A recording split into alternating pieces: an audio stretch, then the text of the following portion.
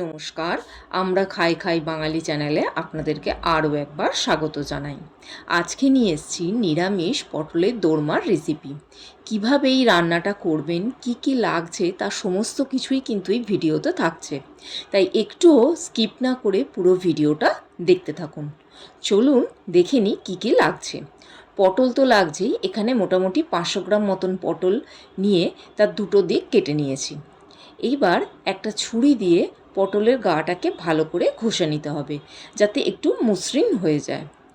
এইভাবে সমস্ত পটলগুলোতেই কিন্তু গাটা ঘষে নিয়ে নিতে হবে। এরপরে ছুরি দিয়ে পটলের ভেতরের যে সমস্ত বীজ যা যা থাকবে সেগুলো আস্তে আস্তে করে বের করে নিতে হবে, যাতে পটলগুলো একবারে না ফেটে যায় গাটা। তার জন্য খুব সাবধানে এটা করতে হবে। এখানে সমস্ত পটলগুলোর কিন্তু ভেতরের বীজগুলো আমার বের করা হয়ে গেছে। এইবার এই যে বাটিতে যে রয়েছে বীজগুলো সেগুলো কিন্তু ফেলে দেব না, এগুলো কিন্তু মিক্সিতে পেস্ট করে নেব। তার সাথে নিয়েছি নারকেল বাটা, নিয়েছি আদা বাটা, শুকনো লঙ্কা বাটা, আর এখানে নিয়েছি পনির। আপনারা চাইলে ছানাও দিতে পারেন। মোটামুটি 200 গ্রাম মতন পনির আমি নিয়েছি, সেটাকে গ্রেটারে এইভাবে গ্রেট করে নিয়েছি। তো এদিকে তেলও গরম হয়ে গেছে। এবার একে একে পটলগুলো ভেজে নেব। এখানে কিন্তু আমি নুন হলুদ ছাড়াই পটলগুলোকে ভেজেছি। এইভাবে গ্যাসের ফ্লেমটাকে একদম মিডিয়াম করে ঢাকা দিয়ে দিয়ে এভাবে ভাজতে হবে।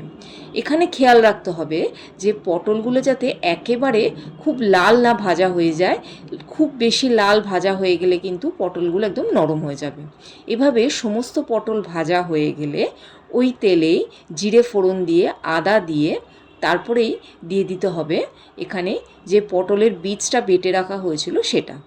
তারপরে এখানে দিয়েছি মোটামুটি বড় 3 চামচ মতন নারকেল বাটা।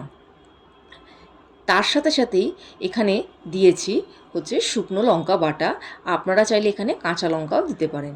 আর গুঁড়ো মশলাগুলো যেমন হলুদ, লঙ্কা, জিরে, ধনে মশলাগুলো দিয়ে ভালো করে কিন্তু কষাতে হবে। এইবার দিয়ে দিতে হবে গ্রেট করা পনির। এখানে চাইলে কিন্তু আপনারা ছানাও দিতে পারেন। তো খুব ভালোভাবে ছানাটার সঙ্গে বা পনিরটার সঙ্গে এখানে মিশিয়ে নিতে হবে মশলাগুলো। তার সাথে অবশ্যই আন্দাজ মতো নুন আর চিনি তো দিতেই হবে। তো ভালো করে যখন কড়াই থেকে উঠে আসবে তখনই কিন্তু এটা নামিয়ে নিতে হবে। একটু ঠান্ডা হলে পটলের ভেতর এইভাবে একে একে এই পুরটা আমরা ভরে নেব। এখানে খেয়াল রাখতে হবে একদম পটলের মুখ পর্যন্ত কিন্তু আমরা পুরটা ভরবো না।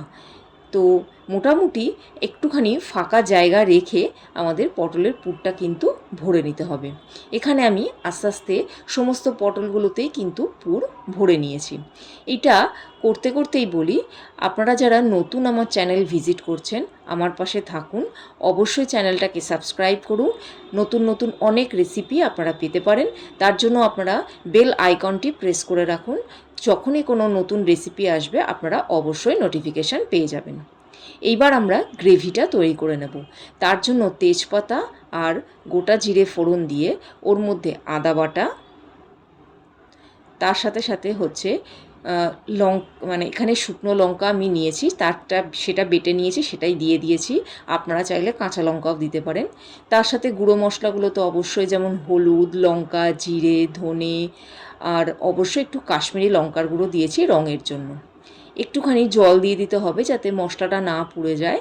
ভালোভাবে মশলাটা কষাতে কষাতেই এর মধ্যে দিয়েছি কিছুটা নারকেল বাটা। ভালো করে কষিয়ে নিয়ে ওর মধ্যে জল দিয়ে দিতে হবে।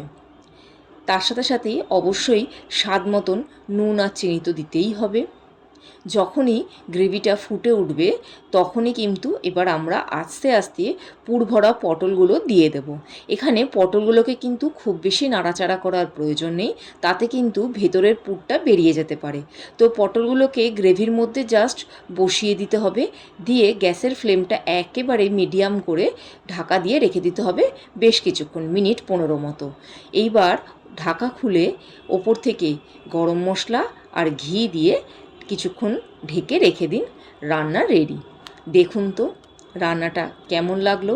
নিরামিষের দিনে এরকমভাবে পটলের দোরমা যদি একবার বানিয়ে নেন বাড়িতে, তাহলে কিন্তু আর কোনো রেসিপির বা আর কোনো কিন্তু রান্নার এখানে প্রয়োজন নেই। আশা করি এই রান্নাটা আপনাদের পছন্দ হবে। তো আজকের জন্য এইটুকুই। আবারও নতুন ভিডিওতে আপনাদের সঙ্গে দেখা হবে। ভালো লাগলে একটা লাইক করে দেবেন আর অবশ্যই আমার ফেসবুক আর ইনস্টাগ্রাম আইডিটা ফলো করবেন। নমস্কার।